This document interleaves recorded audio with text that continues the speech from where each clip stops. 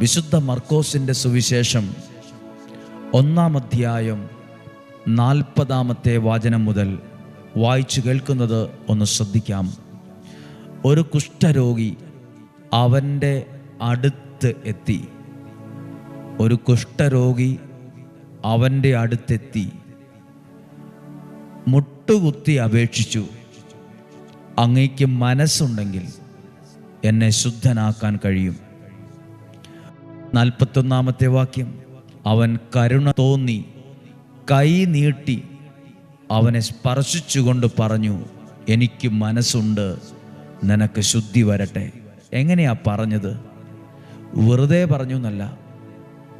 അവൻ കൈ നീട്ടി അവനെ സ്പർശിച്ചുകൊണ്ട്, അവനെ തൊട്ടുകൊണ്ട് പറഞ്ഞു. ആ ഒരൊറ്റ സ്പർശനം ആ വ്യക്തിയിൽ ഒരത്ഭുത വിടുതലിന് കാരണം.